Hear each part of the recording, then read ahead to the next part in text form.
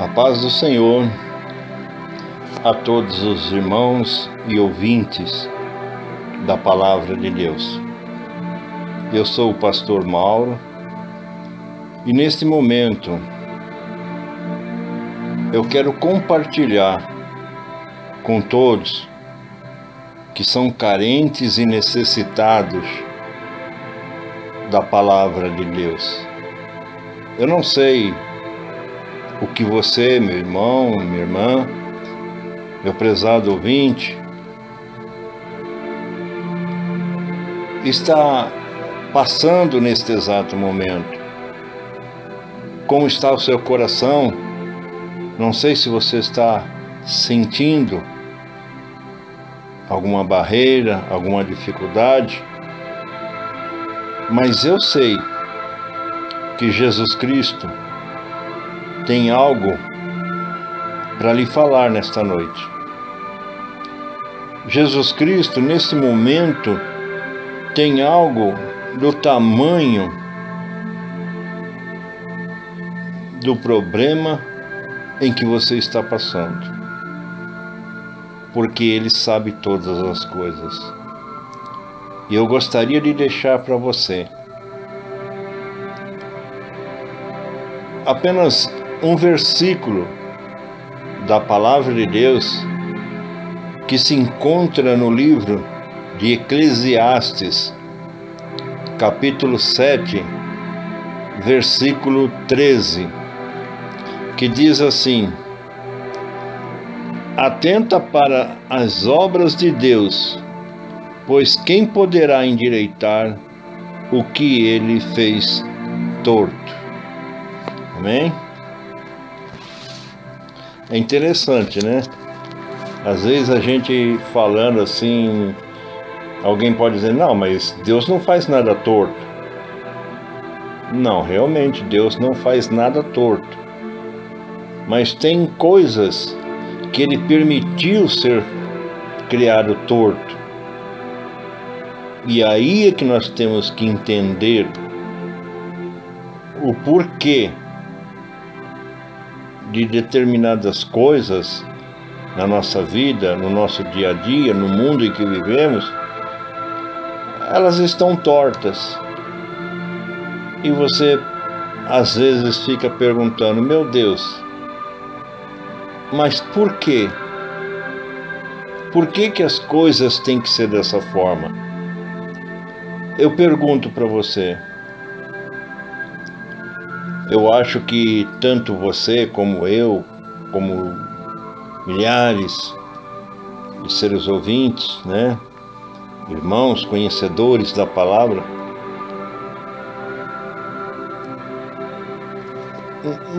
a maioria das vezes nós não queremos aceitar determinadas coisas que passamos em nossa vida. Mas você já parou para analisar o querer de Deus e a forma de Deus trabalhar na vida de cada um? Eu quero dizer para você,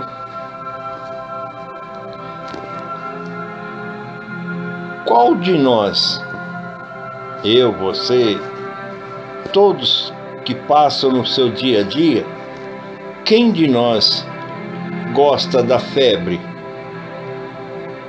Você gosta quando você está com febre? Também vou fazer uma comparação. Quem gosta da dor? Será que tem alguém que possa dizer, ah, mas eu gosto da dor? É difícil. Ninguém gosta de sentir dor. Ninguém gosta de ser importunado. Mas eu pergunto, qual a razão da febre? Qual a razão da dor? Elas têm uma necessidade, elas têm uma utilidade. Agora, o nosso mal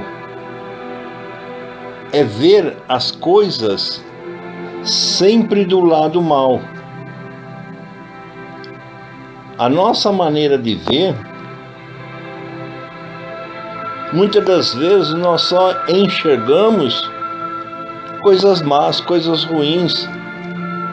E às vezes da mesma forma que nós estamos vendo pelo lado ruim, tem outros que conseguem enxergar pelo lado bom. Mas uma febre tem um lado bom? Tem. Você já parou para analisar que você começa com febre, lá com 35, 36 é normal.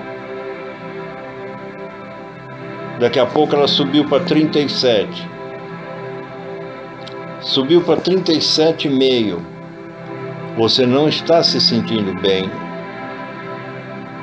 Você está sentindo um mal-estar. Você está sentindo um incômodo. Porque você percebeu que você está com febre. Aí é que está o problema. A febre, se você analisar, ela é uma amiga e companheira. Porque, na realidade, se pararmos para pensar, analisar, a febre, ela é uma campainha que está dizendo para nós: olha, toma um remédio. Tem alguma coisa de errado no teu organismo. Tem alguma coisa de errado no seu corpo que não está funcionando direito e está provocando essa febre em você. E às vezes a gente, meio teimoso, não dá muita credibilidade naquela febre que ainda está 37, 37,5. Mas quando ela chega no 38, 39, aí ficamos desesperados. Aí, muitas das vezes, é obrigado a correr para um hospital e se colocar na mão do médico para ele te dar um remédio necessário para baixar aquela febre. Mas eu pergunto para você, se você tivesse visto a febre com bons olhos, você não precisaria ter chegado até no hospital. Você não precisaria estar passando pela mão de um médico. Assim também a dor. A dor daquilo que está nos machucando, daquilo que está nos angustiando, ela está mostrando que alguma coisa não está bem conosco. Ela está tentando nos alertar, nos despertar, para podermos fazer alguma coisa enquanto há tempo. E outra coisa também, principalmente os cristãos. Quem gosta de sentir dor? Quem gosta de passar angústia, tristezas e dores? Ninguém. É difícil alguém gostar de passar uma parte da sua vida nessas condições. Ela é muito incômoda, a dor, seja de qual for a natureza dela. Mas você, olhando a dor, você olhando aquele sofrimento, aquela angústia, aquela tristeza, aquela dor, se você olhar para o lado bom, o que ela está fazendo? Ela está te levando para longe do mundo, mas está te colocando mais perto, bem mais perto de Deus. Porque normalmente é na hora da dor, é na hora da angústia, é na hora do desespero que nós recorremos a Deus. Porque em tempo de paz, de alegria, não paramos nem para pensar se Deus existe ou não, porque está tudo bem. Então nós temos que aprender a ver as coisas com bons olhos. Por exemplo,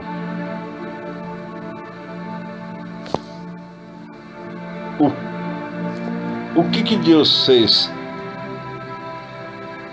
que podemos considerar torto? Por exemplo, você notou que a vida tem como companheira paralela a ela a morte. A alegria tem como companheira paralela a tristeza. A dor tem a angústia, o sofrimento. E assim vai pela frente afora. Mas o problema é que nós tínhamos que aprender a conviver com isto. Porque quando nós estamos passando momentos difíceis, quando nós estamos correndo o risco de morte, correndo o risco de perder a vida e ser tragado pela morte, vem a angústia, vem a tristeza, vem as lágrimas, mas vem também o apego de se assegurar em Jesus e clamar por uma graça, por uma misericórdia.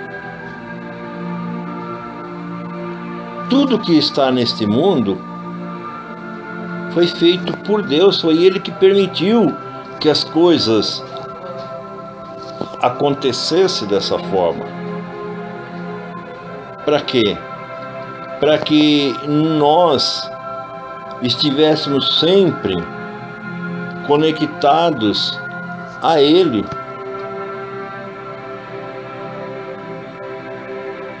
Conectados na palavra para meditar, conectados em dobrar os joelhos para falar com Deus, ou para agradecer, ou para pedir, mas estar voltado a Ele. Porque se nós tivermos só alegrias,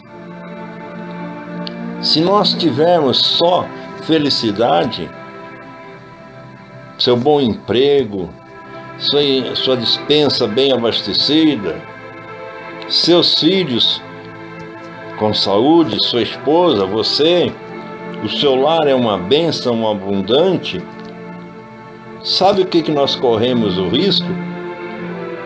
Quando existe muita paz, muitas condições financeiras, existe uma possibilidade do diabo estar repetindo para Deus. Quando Deus falou com Satanás ali no livro de Jó, no capítulo 1 e no capítulo 2, quando Deus perguntou para Satanás: você viu meu servo Jó? Homem íntegro, sincero, temente a Deus, se desviando do mal. O que Satanás disse para Deus?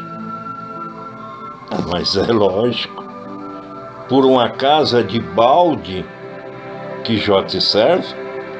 Quando ele falou por uma casa de balde que Jó te serve, ele estava dizendo que Jó o servia não porque realmente o temia, não porque realmente o respeitava, não porque realmente queria se desviar do mal.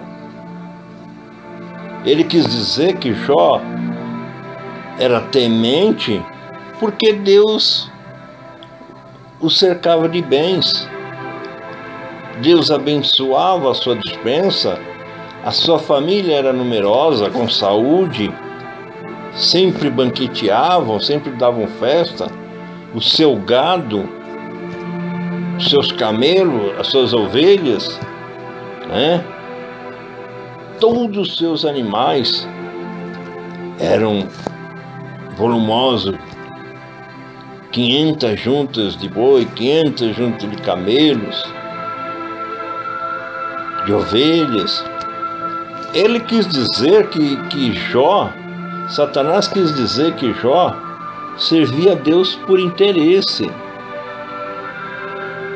Então, meu irmão, então, minha irmã, meu amigo, eu quero dizer,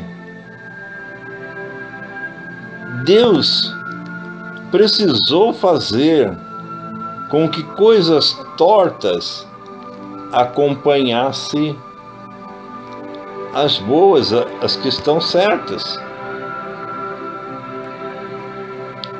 Por quê?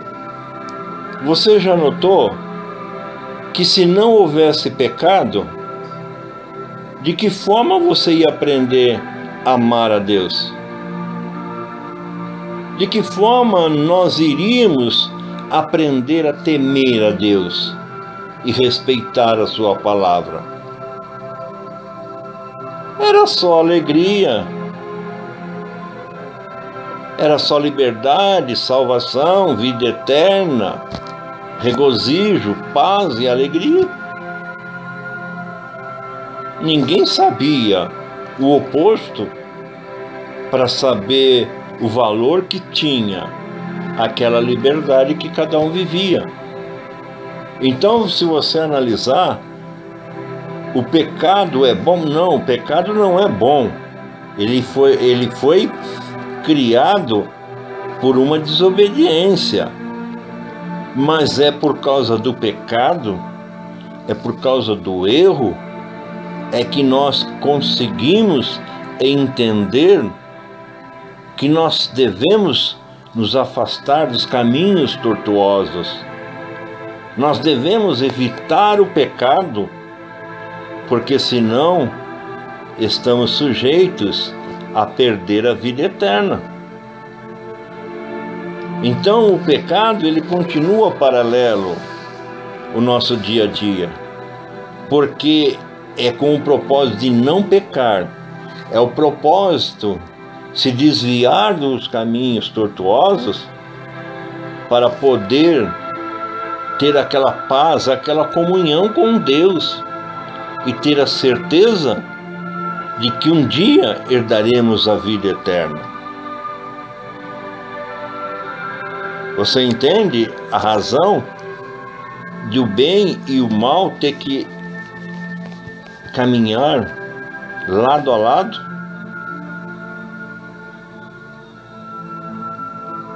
O mal do cristão é querer amar a Deus, mas ele não quer ficar desempregado. Ele não quer ficar com a despensa vazia. Ele não quer ter problema de saúde na família. Ele quer ter o final de semana, poder passear, poder se divertir, comer do bom e do melhor, vestir do bom e do melhor.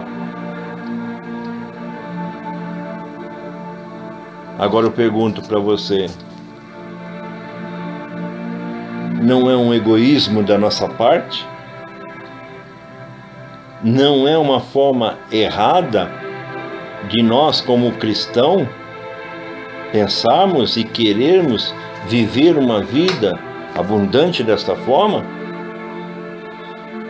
Você me perguntaria, mas por que, pastor? Sabe por quê?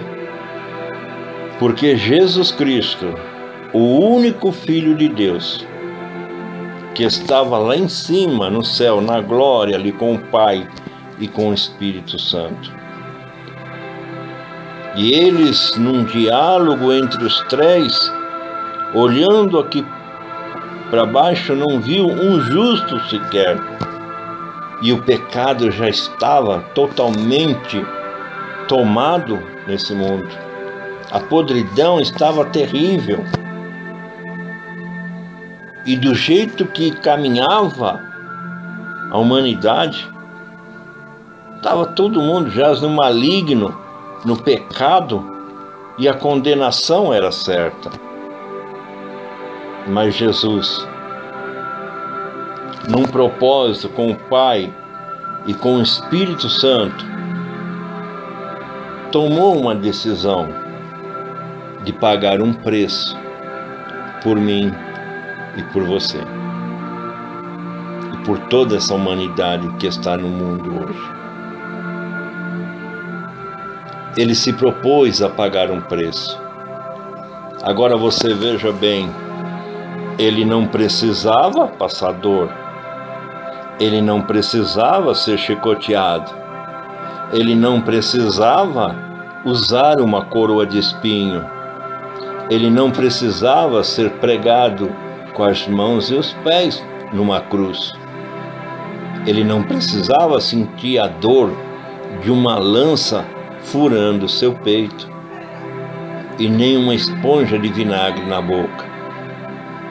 Isso sem contar as perseguições, as chicotadas que ele levou antes de colocarem na cruz. Ele não precisava passar por nada disso. Agora você notou a diferença entre Jesus Cristo e o ser humano? Hoje em dia o ser humano, quando você prega a palavra, hoje o ser humano, quando você oferece a Jesus como Salvador para ele põe em dúvida o aceitar ou não. E às vezes ele fala, não, mas agora não. O dia que eu sentir no coração, o dia que Deus tocar no meu coração, aí eu vou aceitar a Jesus Cristo. Muitas das vezes as pessoas ficam na dúvida se aceita Cristo como Salvador ou se continua vivendo a vida que está vivendo. Mas, oh meu Deus, Jesus amado, veja bem a diferença. Jesus sabia de tudo que iam fazer com ele aqui. Ele sabia tudo o que estava preparado para ele no mundo dos seres humanos. E mesmo assim, ele não pensou duas vezes. Mesmo assim, ele pediu ao Pai que deixasse ele vir a este mundo, para nascer de uma mulher, para ser igualado como um de nós, como um homem carnal, para poder sentir na carne o mesmo que fazem com os seres humanos. Aqui ele ia sentir, ele ia passar pelos mesmos problemas, pelas mesmas dores, pelas mesmas aflições, para poder nos resgatar da condenação do inferno e da morte, para nos resgatar das mãos do diabo e depois poder, triunfante, dando sua vida na cruz do Calvário por nós pecadores, e com isso ganhando uma igreja com seu sangue, para depois voltar para o Pai. E quando o Pai lhe desse permissão, ele voltará para buscar a sua igreja e apresentá-la ao Pai. Aqui está a minha igreja, meu Pai, que eu ganhei com meu sangue, com a minha vida na cruz do Calvário, para entregar nas tuas mãos. Ele não vacilou. Ele não parou para pensar se ia valer a pena ou não. Nós, para irmos na igreja, pensamos, hoje eu estou meio cansado. Hoje eu trabalhei o dia todo. Domingo eu vou. Chega meia hora, 40 minutos atrasados.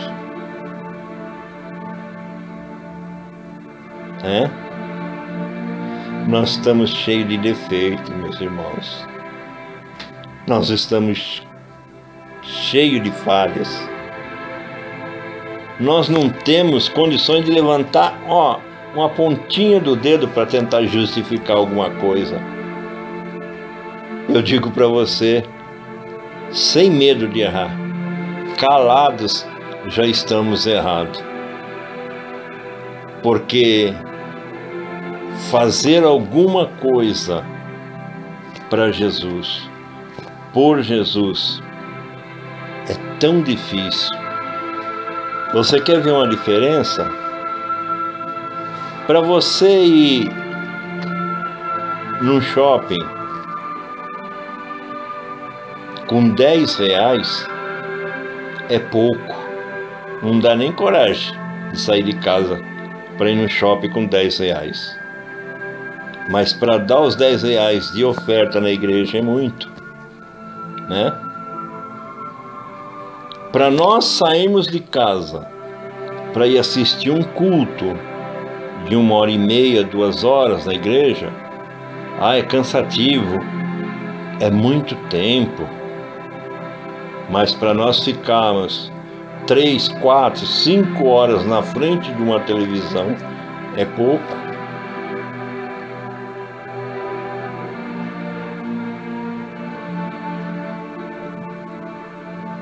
Já parou para pensar? Olhando a olho nu assim, parece que está tudo bem. Nós nos sentimos, como se diz, santo, lavado e remido no sangue do Cordeiro, por causa da misericórdia do Senhor. Só que eu digo para você, Jesus já fez a parte dele, por mim e por você. Agora é a hora de nós fazermos a nossa parte para garantir a entrada à vida eterna. O céu, meu irmão, o céu, meu amigo, não é ganho no tempo de paz, de alegria, tranquilidade, não. O céu, para se entrar lá, tem que ser a força, tem que ser com luta, sem se acovardar no meio do caminho. Porque o Senhor Jesus diz: aquele que for fiel até a morte, lhe darei a coroa da vida.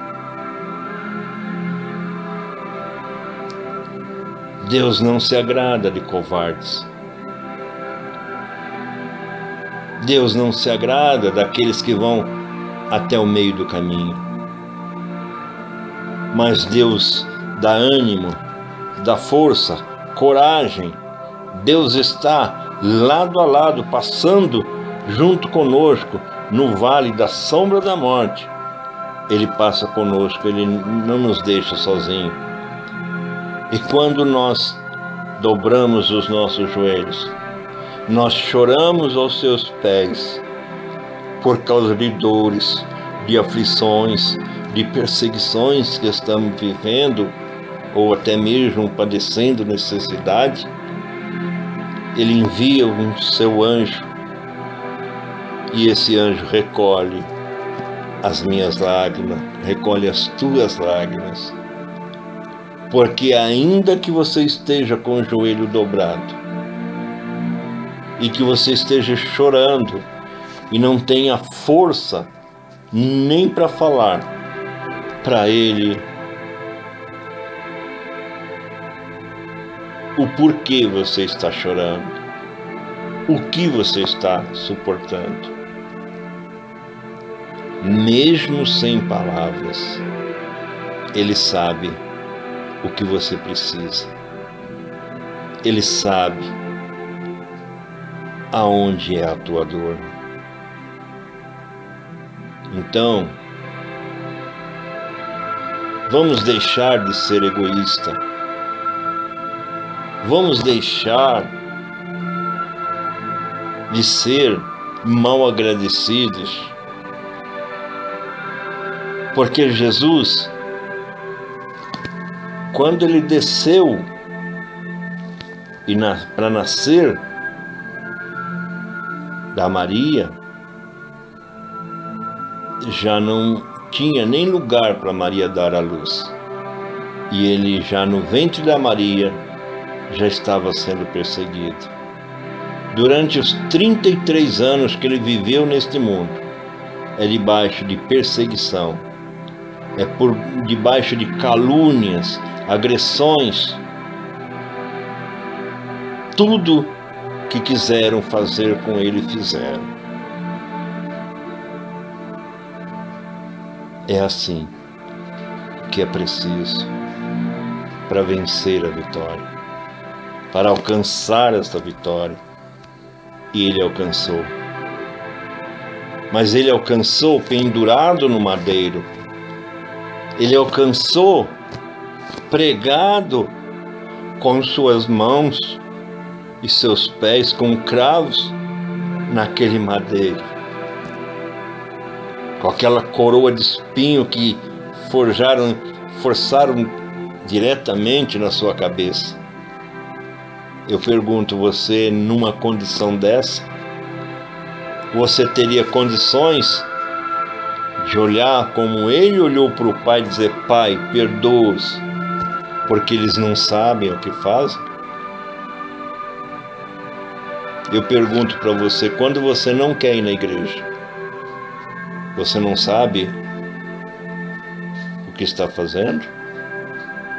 Quando você não quer entregar a tua vida para Jesus, você não sabe o que você está recusando? Mas ele não olhou para o mais vil pecador e disse: não compensa, eu não vou perder tempo por uma qualidade humana dessas. Mas ele fez por um mais vil pecador. Ele desceu no lamaçal do pecado para nos levantar daquela imundície, daquela podridão, e para nos alicerçar em cima de uma rocha fiel e verdadeira.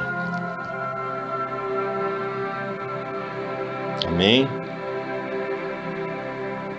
Quem pode endireitar o que Deus fez torto? Ele precisava colocar entre o bem e o mal para você tomar uma decisão, como está escrito lá em Deuteronômio, não é? Eis que hoje eu ponho diante de ti a bênção e a maldição. Aquela que você escolher viverá por ela. É? Ou como nos dias atuais, não estamos mais debaixo da lei. E é por isso que muitos abusam da boa vontade de Deus. Não estamos mais debaixo da lei, mas estamos debaixo da graça. Agora eu pergunto para você, porque nós estamos no tempo da graça, a lei tornou-se inútil? A lei perdeu a sua credibilidade? Não. Ninguém vai ser salvo pela lei. Mas é a lei que nos mostra até onde nós podemos ir. É a lei que nos mostra o limite entre o bem e o mal, entre Deus e o diabo. Então, é nisto que eu quero mostrar para você. O torto de Deus é aquilo que Ele fez para abrir os meus olhos, para abrir os olhos da humanidade e saber tomar uma decisão. Então, meu irmão, então, minha irmã, meus amigos, tome a decisão, porque Jesus está de braços abertos te aguardando, amém? Que o Espírito Santo fale melhor em cada coração.